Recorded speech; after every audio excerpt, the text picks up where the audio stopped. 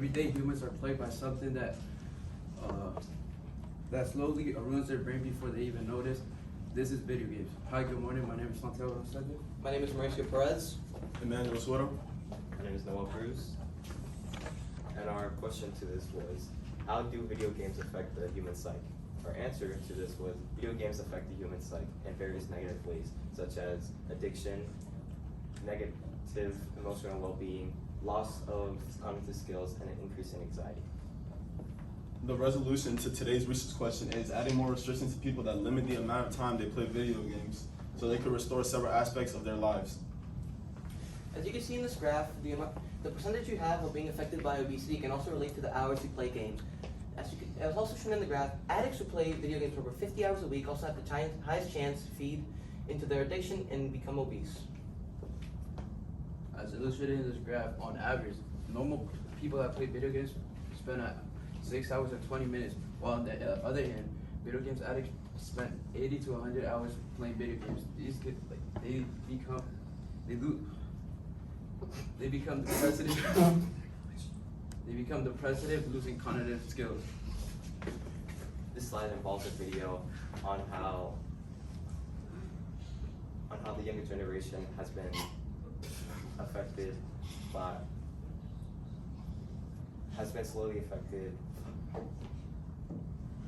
slowly losing their cognitive skills of attention span due to gaming addiction.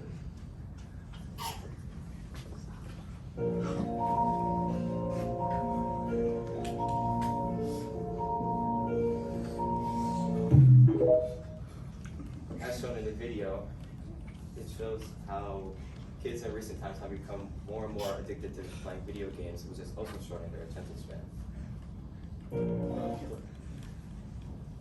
As shown in the previous slide about addiction, this bar graph shows the side effects of addiction, which are high violent gameplay and low violent gameplay by high hostility children have an increase in physical fights. Meanwhile, low violent video gameplay and high violent video gameplay by low hostility children have an increase in physical fights, but at a much lesser percentage. This slide includes a video of someone displaying acts of aggression due to losing in a video game.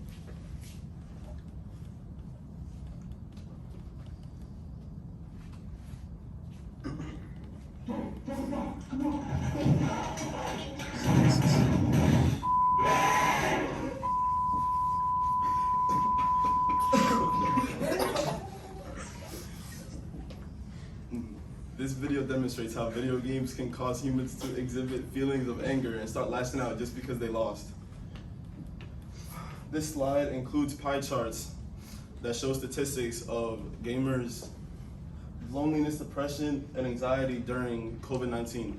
During COVID-19, gamers had a lot more time to play video games, which led to them gaining addictions, in turn making these emotions a lot more prominent. As you can see right here, depression and loneliness both increased by over 50%, and anxiety increased by over 25%.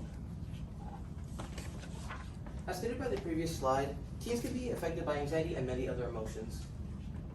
As shown by a study conducted on Japanese teens, they showed that video games affected their companionship, their preference to friends, and their self-esteem. As you can see by the whole sample, it shows that their self-esteem that was very low, and it can also lead to anxiety. Amen. As stated in the previous slide, anxiety can be very common in teens who play video games. This graph shows different types of anxiety and their effects on different models. As you see, the graph model shows one of the highest values of depression. As you can see, this shows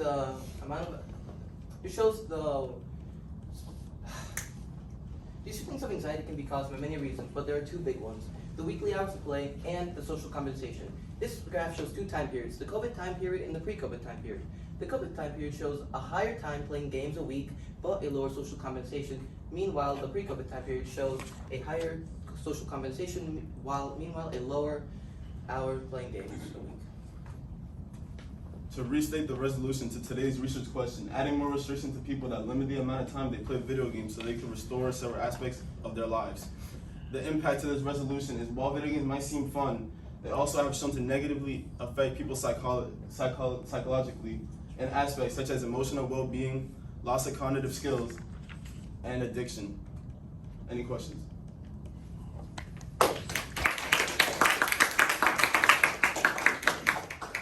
All right, Noel, we'll start with you and work our way across. Noel, can you tell me how you decided to use Santi's paper in your presentation? Well, we decided to use Santi's paper.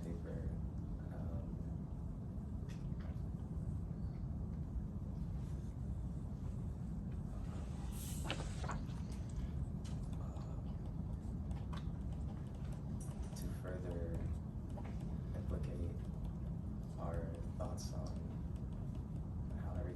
how his topic affected the human psyche. Okay, Mauricio, reflecting on your colleagues' work, which one had the greatest impact on your overall understanding of the problem? I would say Emmanuel's work had the greatest impact on my problem because I talked about their isolation and we talked about the well-being of them, so it connected with mine very well. Manny, what's an example of an argument you guys decided not to use, and then why so? We decided not to use Mauricio's example of social isolation because we felt like we had a much better examples to include it in our presentation that correlated better with each other, that connected with each other, and all those things.